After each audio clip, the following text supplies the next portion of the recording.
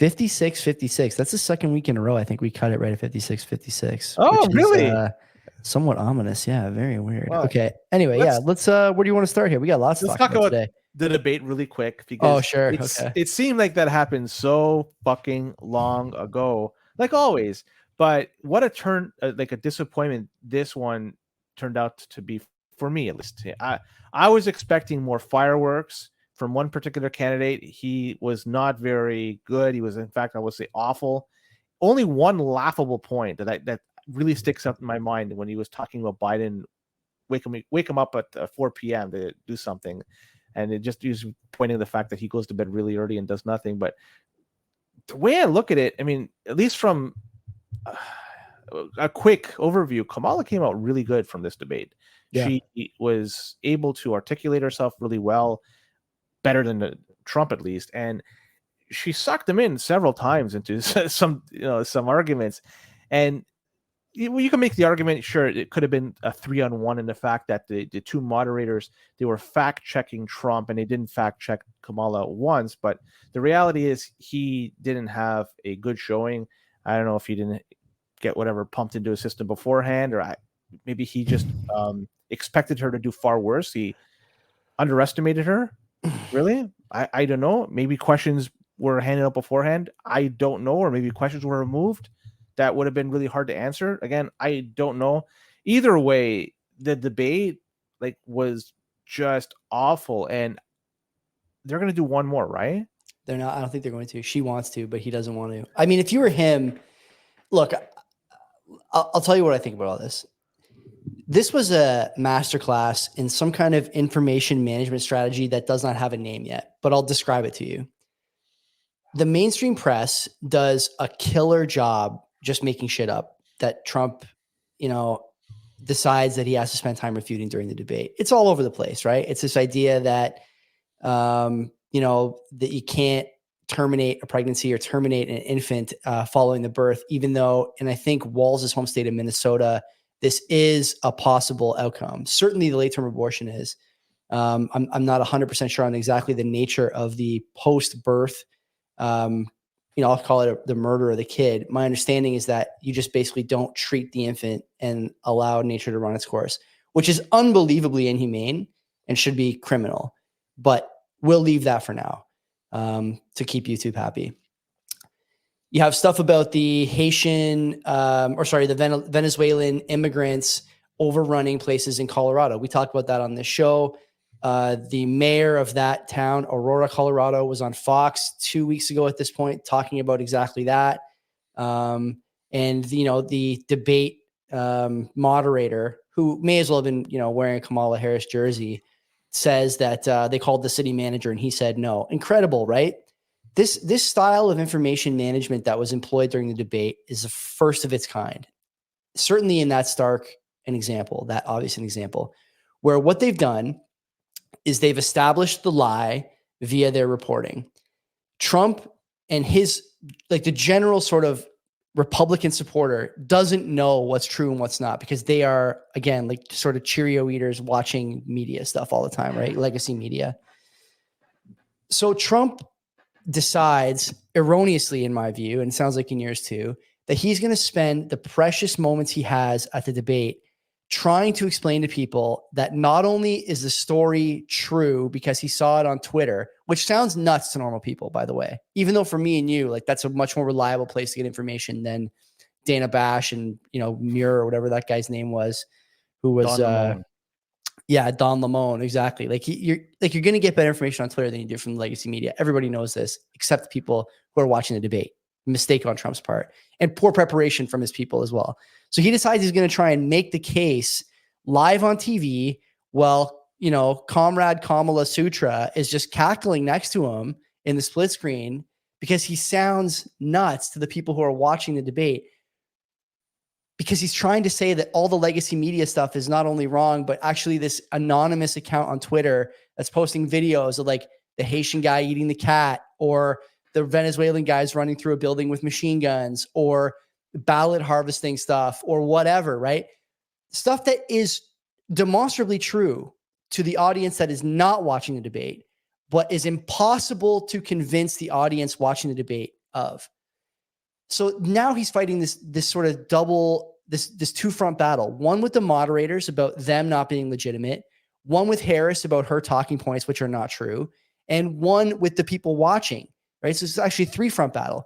Another great example of this is when they spit out this very fine people thing again. Like even Snopes says this is not what he said about the whatever Charlottesville protests or riots. Like he doesn't think Nazis are fine people or white supremacists are fine people. Everybody knows that. Harris says it. The fact checkers don't say anything. The moderators don't say anything. So now he's left with this sort of open wound in the moment. He has to refute what the fact checkers are not saying. He has to refute what Harris is saying. And he has to what? Point people to something that's not mainstream media, to some NIM Twitter account.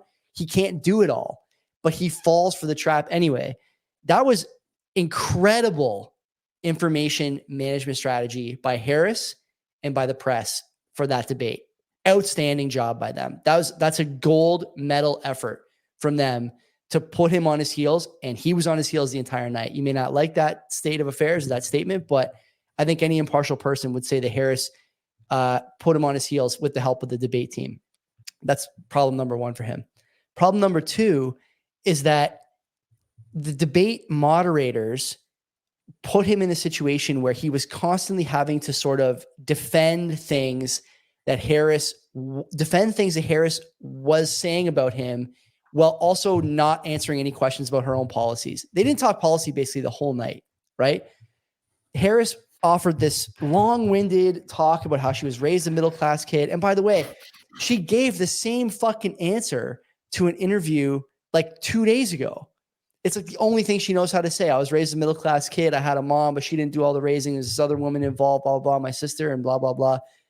Like, that's not a policy answer. But then Trump is forced to give a policy answer because the question just moves a little bit, right? The window moves a little bit for Trump's question or version of the question, and he's got to give a policy answer. I said to a few friends, and I said to maybe to you as well, I think that the Trump campaign should really take a swing for the fences if they do another debate. And what I mean by that is if you go back to the debate from last week, there's a question about trade imbalance and trade deficit. And Harris is talking about how important it is that the U.S. not be in a trade deficit, and Trump's government put them in a trade deficit, and how he will do it again, blah, blah, blah. If I was Trump, right then, right there, I would say, okay, what is a trade deficit, Kamala, and why is it important? She doesn't have a fucking clue, right? She has no idea what a trade deficit is, why it's important, why you can be in deficit with certain countries, not with others, how it relates to currency valuation. She doesn't know any of that. Nothing. Take a shot and put her in a place where she has to give an answer off the cuff instead of telling you how she was raised middle class. They didn't do that. Now, I don't know if it's just Trump's people not being concerned enough with the debate. I mean, clearly they got some amount of resources dedicated to WorldFi coin or whatever, like that's fine. But you basically have to debate her again now because you lost that one. Plain and simple. The polls may not reflect it immediately, but I think a lot of people view that as a loss. Here's where things get interesting. Have another debate.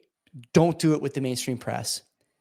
Do it with David Friedberg from the All In podcast. Clear liberal, clear even-handed guy, has offered to have Kamala Harris and Tim Walz come on their show, which is the biggest podcast in the world, bigger than Rogan.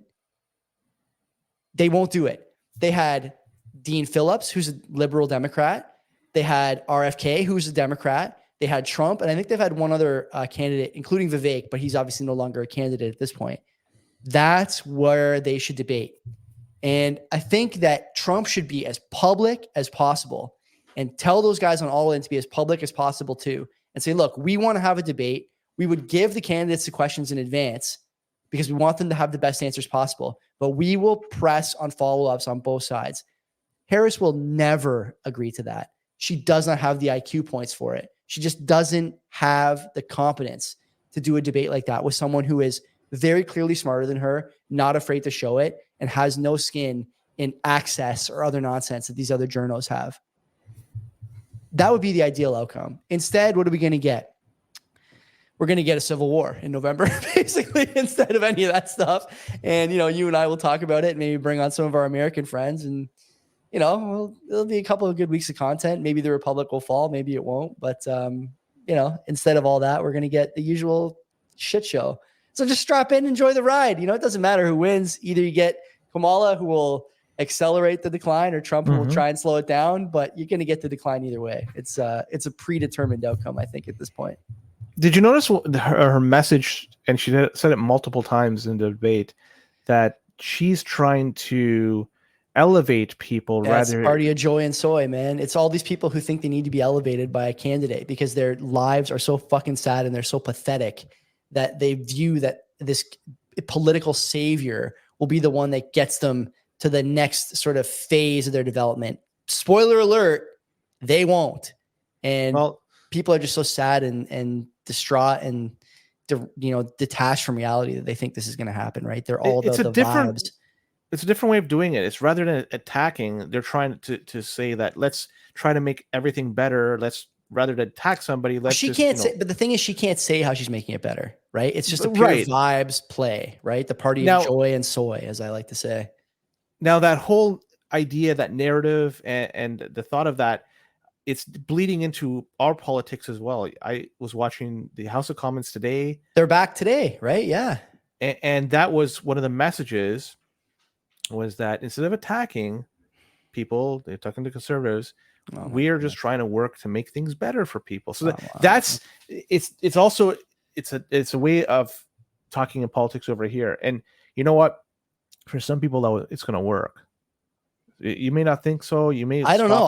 I do think so. I do think so. I think it's dumb, and I think after a lot of negativity, sometimes you have to have the exact opposite to attract voters. Then, after a little bit of while of that, you have to go back to negativity. It's just it's a pendulum effect, and I think we've just had enough negativity that people are tired of it. They want to have the opposite for some period of time, and it's gonna give them some hope, some belief something's going to be better moving forward. Just my opinion. Could be wrong. Yeah, I don't know. It's sad state of affairs in any case, right? Like these two candidates are just plain not good, number one. And the tribalism around these two is really insane, right? You know, I think we've been critical of Trump and Harris on this show, one more than another. I think broadly speaking, like Republican policies are clearly better for the government and better for the country than Democratic ones in this moment. But to your point, you know, the pendulum works in a lot of different ways. One of them is that after 10 years or 15 years of Republican rule, you will eventually need to go back to Democrat rule, right? Certain things will have gotten out of hand. Absolute power corrupts. Absolutely. All these principles apply. You're seeing that in the States, by the way. I think they're on are they on year 12 of the last 16 of Democratic presidents? I guess they are, right? 2 Obama terms and now 1 Biden term. And so the country has clearly gone the wrong direction overall over the last, 16 years. The pendulum, it exists for a reason. And you can say what you want about the 2-party system. It doesn't represent everybody, fine. But, a 10-party system is not going to represent everybody either. And if you think gridlock is bad with 2 parties, wait till you see it with 10. You need to go back and forth. You need to. How far do you need to go? I would say probably, Len, without getting into specific policies, we've gone too far. But it'll swing back. It'll swing back. You just wish it was someone else at the helm of both parties, I think, is the sort of the most unfortunate thing about this cycle and probably at least the last 2 cycles, I would say. That's same topic, but slightly different, because Trump was having a golfing excursion today, and he was interrupted. Not today. Yesterday, my mistake. Yesterday, it is interrupted, and I can't believe anybody would want to interrupt his golf. If one thing, you're going to get fucking hammered after that. If somehow Trump gets into power, I'm sure he's going to want to nail this guy to the cross, because you don't want to fuck around with his golf game. But according to CBS News, that they say that this is an apparent assassination attempt. All media sources are saying that. I'm kind of shocked, given the fact the last time that he was fired at, this word assassination was kind of never talked about. But even here in Canada, like CTV News and stuff, talking about Associated Press, CBS News, New York Times. A few places just had it as a golf course incident, even today. Like, they refuse to use the A word, which is sort of laughably stupid and transparent. But anyway, the FBI is describing it as an assassination attempt. For sure. So I think that they're just piggybacking off that. And apparently this guy had a high-powered rifle, right? Like, and this was at the Trump International Golf Course in West Palm Beach, Florida. Yeah. And they spotted this dude. Apparently he was a few holes ahead of Trump where he was golfing, and something like 300 to 500 yards away. Yeah. Which, for me, in golf terms, that's 20 shots in. But in terms of like an actual accurate shot, I think somebody could do it that has enough skill, training, and a scope. And he did have a scope, from what I understand. He had the GoPro and shit like that. Like, what the fuck is this? Yeah. This guy, as per the CBS article, Ryan Wesley Routh. I don't give a fuck if I pronounce his last name incorrectly. I think that sounds about right, though. Ruth or Routh, yeah. He 58 previous encounters with law enforcement. This is not some guy that has a clean. The FBI history. Knew about him. That's the line, right? He was familiar to us already. They always say this. They say it every time. Apparently, according to CBS News, he voted Democratic in the 2024 primary election in North Carolina. And according to the State Board of Elections, he appears to be registered as an unaffiliated voter. Take that for what you want. So, yeah. He's also a civilian fighter in Ukraine. He's got a couple of interviews with Ukrainian media and American media in Ukraine. He's been to the Capitol in the States a few times and met with allegedly a few politicians and policymakers or policy influencers. You know, he was charged with a possession of possession of a weapon of mass destruction back in 2002. He's a known quantity. I don't know what that means, but George Bush should have went after him, if you ask me. He's a known. The guy's a known quantity. Like, I saw this video today of 2 federal agents going to a guy's front door. Did you see this video? No. It's on. I retweeted it like an hour or two ago now, maybe during dinner or before dinner. So maybe like 5:30. If you go back in my Twitter feed, it's worth watching. It's like 2 minutes long. Federal agents go to this guy's front door and they refuse to identify themselves. And they admit to the guy as he's recording them that they're here to talk to him about a social media post. And even though it's not illegal, they just want to talk to him about it. And he basically tells them to fuck themselves and does it, I think, rather gracefully and more politely than I think the agents deserve, to be honest with you, the way they are carrying on.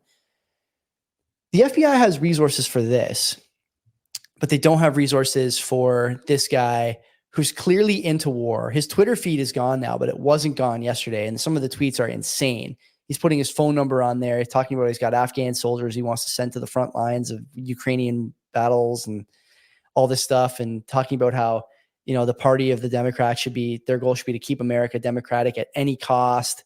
And, the guy's clearly not well. He's sort of the farthest down the rabbit hole that, a Cheerio eating media enjoyer could be. The whole point, though, is that he was known, right? The same way that this kid from 2 months ago was known. The feds had been to his house. The same way that the fucking guy is always known, right? Zero Hedge with the great, tweet today. Bart Simpson say the line. He was a person familiar to the agency, right? And the classroom's cheering. The FBI has to say the line every time. The CIA has to say the line every time because they always know. Now, what does it mean to know someone, Len, or to have this guy be familiar? I'm not sure exactly, but gotta be enough to not let the guy onto the golf course with a fucking gun, Like, you knew enough about the guy, but you didn't. It's just, there's a lot of people like that. They're sick individuals that they're able to get their hands on stuff. Well, how about just worry about the ones that are in cities where the fucking president is hanging out, or the former president and potential president-elect is hanging out? Like, how about just start there? The reality is that number may be so large. Yeah, but instead, fine. But instead, they got guys going to people's houses over social media posts. That's why I don't buy that. There's too many. It's bullshit. It's bullshit. These guys would give average people a hard time over something they don't like on Instagram or Twitter or whatever, and then say they don't have the resources for this. Well, they're defending or they're protecting Mayor Brandon Johnson, right? Exactly. Like, it's just it just never ends. This guy apparently he tweeted out that he was his choice in 2016, and he voted for Trump back then. I don't know. this guy is all over the place. Clearly, he has something wrong with him Yeah. upstairs. And this is the second time this happened to Trump in a little over 2 months, July 13th and September 15th. Yeah. That's twice. And the funny thing is, after the first one, 3 days later, 4 days later, it was kind of forgotten, right? Like it was just like It's crazy. an event. There was crazy. like a potential next president of the United States. Somebody had a clear shot at him in July and missed. And now this one, I'm not sure if he had a clear shot. This guy's been like more assassination attempts than Kamala Harris has done live interviews. How's that? How's that stat? You know? Incredible. Yeah. And sadly, this is probably not the last time we're going to hear about this. No right? chance. Like no chance. Secret The media today, like I didn't watch any of the stories, but there's a couple of good clips. Tom Bevan, who does God, I can't remember what his outlet is. I would love to talk to him about the election. Maybe I'll reach out to him because I think he's like persona non grata, but he's so good on Twitter. Just like the clips from the press about how Trump brought this on himself. Like, how can you say that? How can you say that? Every day, you guys are on every possible, soapbox talking about this guy is going to bring down the American Republic if he wins. You don't think that maybe that contributes to this kind of thinking? Maybe it pushes the guy who's 90% of the way there, the last 10 guys like this. What would happen if he does get like this was successful? I think who knows? I know. I suspect that there'd be a lot of people demanding justice one way or another, and they're going to there'll be civil unrest. Unrest is the most polite way to put what would happen in the States. There's going to be like, not to go full Martin Armstrong here, but what do you put the likelihood of a brief but bloody civil unrest period in the United States after the election? I think it really depends on the margin of victory. If it's like a massive margin of victory for one candidate and another, I think there's going to be a reason for for people. I'm not trying to justify it for people to go nuts, but if it's close enough and it's not done overnight, like it won't even matter. It won't even matter. Like I think the method in which it's won. If it's done, if it's not like 3 o'clock in the morning, they figure things just drastically shift, right? Yeah. Like if it's consistent through the day and it maintains that up until polls close, and then they call it shortly thereafter. On the losing side, it sucks. Yeah. But at least there's consistency along the way, and you can't say, "Oh fuck, this may have happened. This may have happened." The last time was kind of funny. It's bullshit. The elections are full of cheating, and one party clearly seems to want to cheat more. And I'm not afraid to say that. I think listening to Peter Thiel on the All In show last week, they just did their summit. Peter Thiel is a guy who speaks his mind, and I think is broadly speaking right, and has a great track record of being right, even when it's unpopular. If you look back at some of the things he said over the last 5 or 6 years, especially, he basically lays it out the same way that I would lay it out. And I think you'd be the same. People listening and watching probably, share a lot of these thoughts in common with him. For the election to be legitimate, it has to happen in one night. There can't be mail-in ballots. There can't be advanced balloting. Everything's got to be on paper. And there's got to be like insane levels of auditability and discussion anytime there's any inconsistencies in the result. Like this has to be the case. And the fact that it's not, and that one party is pushing harder than the other to make sure that it stays that way, I think tells you everything you need to know. Now you can bury your head in the sand and say, well, they won fair and square. Like, you're a fucking idiot if you think that. And you're a fucking idiot if you think the other party wins fair and square. There's so much at stake that the idea that there's not cheating is dumb. And you're dumb if you think that there's no cheating. There's no other way to put it. But I think a lot of people have their head in the sand. The tribalism, like I mentioned earlier, has really blinded people to the reality of what's going on in elections. And don't forget, we're going to have one here next year. Are we doing 3 days? That was the proposal, right? Did we end up going with that? That was the thought. I don't know exactly what's going to transpire though, but we'll see. A lot still has to pass between now and then, and it may not happen next year. There's the slim possibility there could be an election this year. Mm-hmm.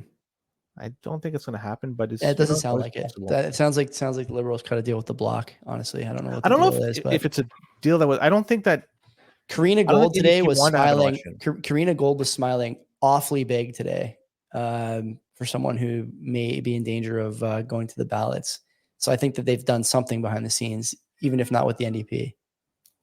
I don't think the NDP have the volia to go ahead and do an election. No, they definitely don't. No, So they definitely don't. anytime there's going to be a potential confidence vote, I don't think they're going to topple the government just because they see the polls. It's not looking all good for them. Plus, I don't think financially they're in a position to go ahead for an election. So the longer they could wait, the more money they could gather. Yeah. Also, there is who's donating to the NDP right now, and like who are these people? Grassroots, I'm guessing, and you could figure out who the grassroots people are. But there are 2 provincial elections happening this fall. One in BC, and the other one escapes me. I heard that Ontario is going to call a snap in the fall too. Could potentially happen, but they have a snowball's chance of forming government. But in the other places, they have a better chance of forming. So they don't want to have overlap because apparently a lot of workers, a lot of volunteers, quote unquote volunteers, they will be predisposed for working on those elections. So they can't work. So just to try to spread out the elections as much as possible. Where you want to talk about the by-elections? You're a guy who's in the know about that kind of stuff. I want to talk about one last thing on the international side of things. Sure. This is something interesting. We can't pass up this fucking nugget here. Okay. Young British men's are. This is a fucking new term. Never heard of this before. I love these terms. These fucking young British men. Okay, yeah. They're called NEETs. NEET. You've never heard this before? I've never heard this before. It's like no education, employment, or training, or something like that. Exactly that. Yeah. Apparently, it's becoming a huge problem. This is as per Fortune magazine or Fortune, the website, and it's a large number of young British men are neither in work nor preparing for the world of work. Yeah. And this is the highest number that we've reached in 10 years. Data shows that. What is the number? What is the number? Of the number, it's the highest number. So they say 460,000 men between the ages of 18 and 24 were NEETs. We know how that goes when there's a lot of people who have no like prospects for the future or romantic prospects. We know how that looks. And this number is accelerating, right? Yeah, I bet. And so, in fact, this more applies to men. For whatever reason, women don't tend to fall in this category. Why do you think that is? I mean, I could say a lot of things here that would earn me the ire of at least a few listeners for sure. But I will tell you that go ahead, finish the story, and then we'll talk about it. I'll think about what I want of men between the ages of 20 and 34 are still living with their parents. Yeah. And compared to just 1 in 5 of women in the same age bracket that are doing the same. So they are more independent. So they have to. Okay. I mean, according to this, according to this, they say that they're more willing to take entry-level jobs in order to gain the experience and work their way up rather than men. For whatever reason, they're willing to wait around for, quote unquote, the perfect opportunity to arise. And this makes them become economically inactive. Interesting. I just found this term neat. You found it neat, the term neat? Yeah, well, it rhymes with something interesting too that I didn't want to go there, but I like the listen. I have a lot of strong feelings on this. I'm not going to share them all because they're abrasive, honestly, and I think taboo still a little bit, even though they probably shouldn't be, but neither here nor there. I would suggest to you that one of the big issues is that women have an easier time finding a partner than men do. There's more men in Europe, thanks in part to immigration, but I think maybe just as a sort of broad stroke demographics issue, there's more men over there in the UK, I should say, not in Europe because they're not EU zone anymore anyways. But anyway, I'm off the beaten path. I think that's one issue. I think the other issue is that, Len, guys, the shame that guys feel taking jobs that are entry level or blue collar or whatever is amplified by stuff like social media. They have a hard time meeting a partner with those kinds of jobs. And I think it's also true. I think it's probably also true that not all entry level jobs have a way for you to work your way up through a company, a corporation, whatever, the way they did before. And so guys are more unwilling. Now, I think the other piece of that too, Len, probably is that a lot of these guys, especially if they went to post-secondary school, I'd be curious to hear about the stats on that. How many people went for degrees that they thought were going to earn them high-paying jobs relatively quickly and then ended up just making coffee for a year and saying, fuck it, I'm not going to do this anymore? I think a lot of people that got those degrees that unfortunately leads them, they're obviously not in STEM. Yeah. Right. Yeah. Like if they were, they probably that's a would big have landed problem. it. Yeah. That's a big problem too. I think like there's a conversation to be had here that borders on, again, taboo about like sexual marketplace dynamics between the two genders and what it means for women as opposed to men when there is a shortage of females and certain economic actions require two people, buying a house, having a family, things like that. It's difficult. I will say to those guys that what I've seen in my own life, not for me, I met my wife when I was like 25 or 26. We've been together for a long time, but I will say that guys who felt despair in their mid 20s by 30 had a lot more options because they became better earners, because they were more mature, and because at that age, women are looking to settle down a little more and willing to be more amenable to guys who may have not fit their profile 5 years earlier. I think that's all fair to say. But the sexual marketplace dynamics thing is an important one. I want to talk with somebody about that and the rise of stuff like Tinder and Bumble and Hinge and what effect that's had on young men. The Pareto principle is a real thing. You know, if you're an attractive guy, you will always have at least a handful of girls on the go, at least. And so naturally, guys who are not as attractive have a hard time because once a girl is with an attractive guy, either socially, physically, or some combination of the two, financially, you know, some combination of the three, the likelihood that they will then go down a rung on the ladder for a partner is almost zero until they get a little older. And then that's when you start to see But things how much level do you have out. to give up to not even want to like do anything? Why would you like the handouts are a great many at this point, right? Parents, because of the social shift in home ownership and home prices and how everyone understands this to be a problem now, parents are more amicable to this idea that you'll live in their basement till you're 30, right? I think all this stuff together is causing this problem. It's not just a single, it's not a single issue, but No, but still, like, to look in the mirror and just like fucking do nothing. yeah. That's pretty sad. You know, at the very least, if you go out there and earn a living, you have an ability to potentially move up. Fuck, you may be flipping burgers. I'm not trying to say that there's going to be some great riches at the end of the day, but at least you have some experience in something. And for when you apply for something else, they can call and get a reference and say, yeah, this guy or gal does a great job. He's very respectable, dependable, and would make it for a great employee. So you have to have that type of experience whenever you're going to apply for that quote unquote perfect job. You just can't simply walk into it with fuck all in terms of experience. I totally agree. I totally So agree. like to throw in a towel that early in age, that's a 24 is terrible not way. that early. 24 is not that early, right? No, it is very early. The amount of earning potential you're giving up. Fuck, just buying Bitcoin, simply just using some of the money that you earn to just buy Bitcoin and to make yourself more financially independent in the future. Yeah.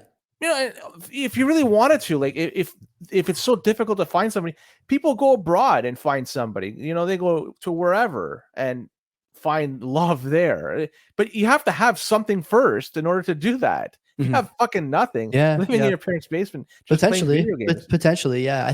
I mean, there's a lot to talk about here. This is a full episode on its own, but it's something you see more and more for sure. It's the lack of desire to do anything. That Well, not to mention though, you, like there's other stuff too, right? Like how many of these NEETs are on SSRIs of some kind, or smoke weed every day, or like this stuff contributes to sort of, or like are addicted to porn. God, like, you can't tell me that if you're fucking jerking off every day, you're going to go out there and hunt for jobs and hunt for chicks and try and build something.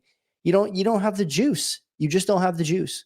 So like all this stuff together. The weed, does that, like, I have not much experience with that. Weed. If you're I don't taking smoke does it weed. matter? Yeah, I don't know. I don't smoke weed often enough to know, but I know when I do get high, like at the cottage or something with my buddies, like it wipes you out for I shouldn't say wipes you But out. that's Wipes me, me but out for the there's got to whole be some day. Yeah. functional burnouts out there I don't know. that could do I it. don't Just know. like, I have no idea. So like, I don't give a fuck if somebody does weed all the time, as long as they're able Yeah. to produce whenever they're called upon. I'm But not sure. I'm just saying, like, if you're young, like if you're in that age group of like 20 something, even early 30, and you're in this rut, Yeah. these are the people that are going to be voting in the next group of people in the future. These are the people that are going to be funding the retirees for their retirement life. If they're not earning, somebody has to earn, or money has to be created out So of thin air. I totally agree. Yeah, this is a big one. We've talked about this before on the show, that this is an unparalleled experiment that we're running, where people are unwilling to work because the future looks so bleak at a minimum, not including all the other potential issues. And you have an entire generation of people that's going to live longer. I will be retired with any luck at all at the same time as my father. And, for both of us to be collecting a pension is difficult for society to bear that burden. And there's only so many things that can be done with Band-Aids and paper mache solutions like immigration, for example, to keep that sort of Ponzi running. Eventually you need productivity. And, to your point, it doesn't sound like you're going to get it from this group at the moment.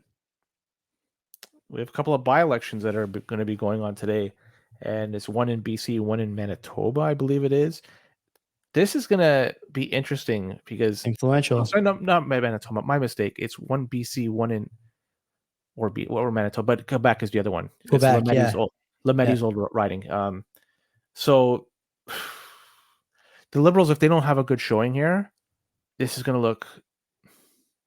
Trudeau's going to have some questions that need to be answered. And also the NDP, if they don't have a good showing, Singh is going to have some questions that need to be answered as well. If the Conservatives steal one, that's going to be interesting to see. So tomorrow morning is going to be because the House is also in session tomorrow as well. Yeah, and it's going to be a lot of fireworks. I don't know what's going to happen. I don't even want to place a prediction, but whatever. It's LaSalle, Emard, Verdun. That's the one. That's the Verdun. Lemaitrie's. Yeah, I have a friend who old lives in riding. Verdun. Yeah. Yeah, the other one is Elmwood, Transcona. So that was an NDP stronghold for the past decade plus. So if the NDP lose that one, there's almost a guarantee that both will be lost by the, I think that I don't want to speak for the prime minister, but I think he said that, or someone from the party said that they don't view this as a referendum on Trudeau. They just view it as just another local election. I mean, they have to when they say lost that. Toronto St. Paul's, I know. Yeah. Remember that guy we put the video of on the guy who's like talking about how they cheated or whatever? And there was right behind him was a the sleeping hobo. Yeah. Yeah, that's actually a good segue to the next topic. We got a few more. We got time to do it, I think. Yeah, we do. Food bank update. The Feed Ontario report came out, and it's reporting food banks in Ontario was used a total of 7.7 million times in a 12-month period between April 1st, 2023 to March 31st, 2024. So in that 12 months, it was used 7.7 million times. Now, did some math here. If we assume somebody used the food bank 3 times a day, I'm being generous. I don't think people tend to use it 3 times a day, but let's just say food bank is not the same as like a feed center. You go to the food bank and bring food somewhere else, I think, right? So you probably wouldn't go 3 times a day, but you might use it for 3 meals. So I'm giving it a benefit of the doubt here. It's used 3 times. That means some 2.5 million people in Ontario use the service. Wow. 15.6 million people live in Ontario as of 2023. The number is obviously higher now. So that translates, if we use that, they use it 3 times a day to food bank. That means 6.2% of people living in Ontario use the food bank. And I'm being generous here. Obviously, that number I'm giving a lot of leeway here. It's probably much higher. That's a lot of people using the fucking food bank. What do you want to bet? Why are they doing it? What do you want to bet that when the breakfast program rolls out, the government will say that if you look at food bank use, it's down, and that's a sign that the economy is getting stronger. But really what's happening is the kids are just being fed slop in school. I would put the likelihood of that at 100%. Like my daughter, for instance, she gets you could buy like food for lunch, like and it's pizza or subs or stuff like that. Garbage. But they like it. She didn't sign up for it this year, but kids like it and they enjoy it. Whatever. Canada's mortgages. Oh man, this is nuts. This is a good story. Go ahead. Yeah. So this news came out today with Freeland. She had a press conference, and she was mentioning that there's some recent changes to Canadian mortgages. They're going to be increasing the $1 million price cap for insured mortgages. Now that's going to be $1.5 million. This is effective as of December 15th. Which will allow greater inroads in high income communities in Canada. Continue. Well, considering that homes themselves, it's hard to find many under $1 million. And so they're just, because money supply expanded and everything went up as a result, now you just have to increase the floor in which you could get insured mortgages. Now it's 1.5 million as of December 15th. It costs you, by the way, the fee for the insured mortgages is about 70,000 on. You just amortize that over 30 years, which is the next thing. Is now they're going to be expanding the eligibility for 30-year mortgage amortizations for all first-time home buyers and all buyers of new builds. That's going to be also effective as of December 15th, 2024. This is up from 25 years. Now, we talked in the past to Tom Karadza and Nick Karadza about there's going to be an election issue, and it looks like there may be an election soon. 12 months or so. Here we are. And they used to have 40-year mortgages at one time, not just for simply new home buyers, but everybody had the ability to get 40-year mortgages here in Canada. They've since shelved that. And I think it was the Liberals that shelved it, to be honest. I don't think it was, which is interesting. Either way, this is now it's a new policy. First-time home buyers, new builds, you're able to take advantage of this 30-year mortgages. It's just going to elevate the prices. Now you have it's going to elevate the prices and lower the quality of new builds for sure. Okay, you have to sell me on that part. The second part, the first one, I'm 100%. There's going to be more demand for new builds because of this, and they're just going to put them up as fast as they can. And the quality of new builds is already like basement to complete shit. I've seen. I got to think 90% of new builds I've seen in Hamilton are these sort of, pretend luxury looking homes with the two pillars in the front that look to be metal, but then the first winter they split and splinter because they're actually made of plastic and they expose the, 4x6 underneath it.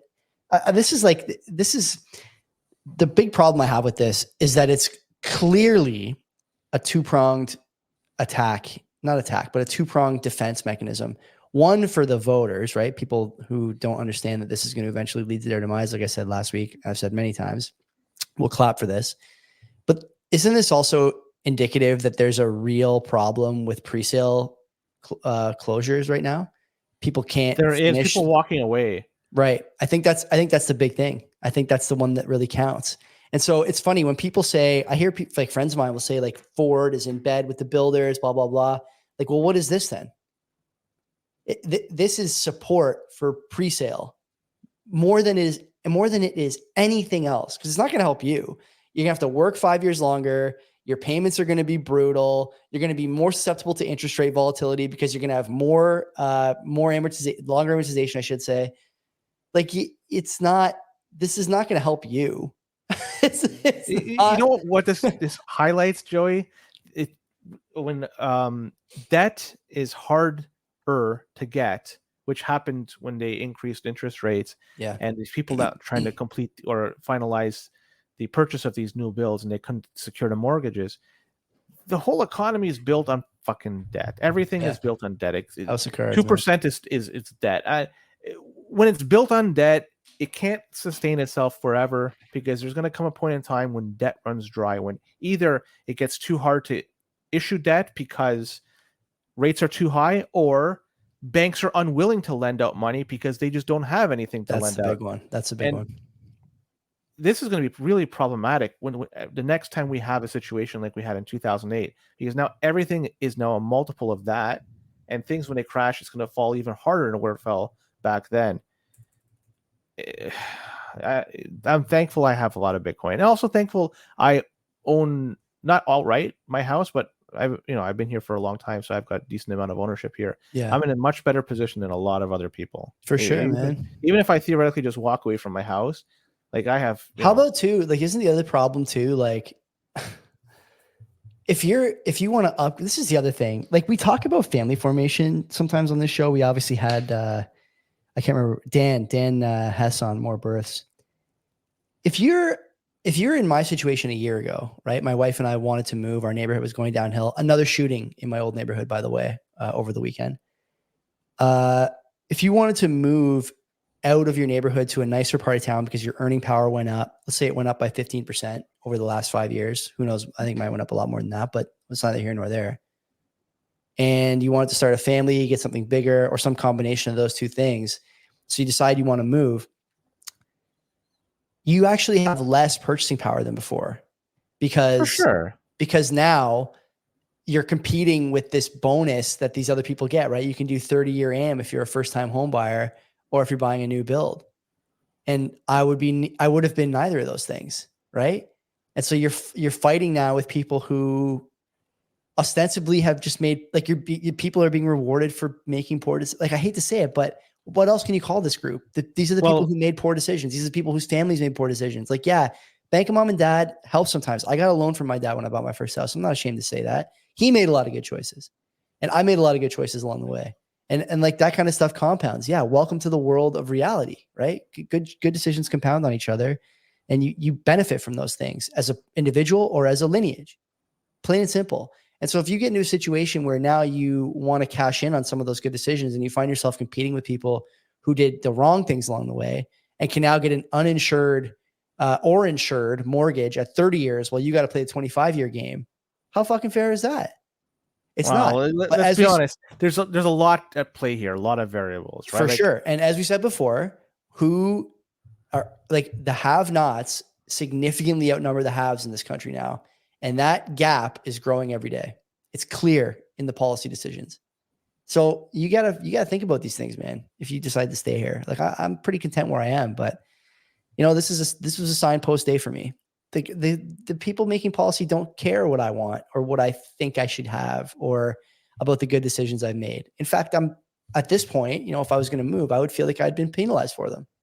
Waiting and doing the right things and getting into the market early and doing the hard, making the hard decision to go through a rate period of historically high rates, highest in the last 20 or 30 years. You would feel ostracized a bit. And I think this is, like I said, this is a signpost day for me. This is one I will remember. And Joey, there's one last story. It's closing on 8:00. I want to just get to this one. This is a beauty. Sure. Because it's from CTV. It's a story that, it impacts us all, I guess. And it's not about the economy and not about healthcare. It's not even about the recent change in the mortgage rules. No, it's about scientists. They've received the LG Nobel Prize for their work for the discovery of mammals who could breathe through their anus. And apparently many mammals can breathe through their anuses. And although I suspect that this breathing may be temporarily suspended by some folks who celebrate during the summertime that may have their hoop preoccupied by some foreign object. My God. I'm not saying why. I'm just kind of fuck. Oh no. It could be anything. I'm not saying anything particularly, but we are fucking anyways, we are banned. No, we're not. There's no specifics here. I'm just very general. Anyways, yeah, I like this reporting from our esteemed journalists. CTV does it again and give a thumbs up for this. I love this stuff. Just remember, okay, I tweeted this the other day, so sorry if you read this already. Just remember, anytime someone tells you that Nobel-winning economists are supporting an economic policy, Nobel-winning economists think Bitcoin's not going to work, Nobel-winning economists say the environment is heading the wrong direction, just remember that there is a Nobel Prize for literally everything. And even if you're like an ass-breathing enthusiast, my wife, by the way, hates when my anus is breathing. I usually get her under the covers and make sure that she knows exactly how much my anus is breathing when I want to get her real good. I don't want to bring her to Holland. So I mean, like, just remember this, okay? This is what the Nobel laureates are up to. Oh fuck! That's it. Let's get the fuck out of here. Resume. Next time they apply for something, yeah. What did you get it for? I don't want to talk about it. Oh my God! I'm a Nobel laureate. Come back tomorrow. Me and Daniela are going to talk about learning Bitcoin coming down the pipe here on the west end of the country. Until then, in 1 minute, Trump starts. I can't wait. Take care of yourselves. Talk to you soon. Don't be a cuck and don't buy that shitcoin.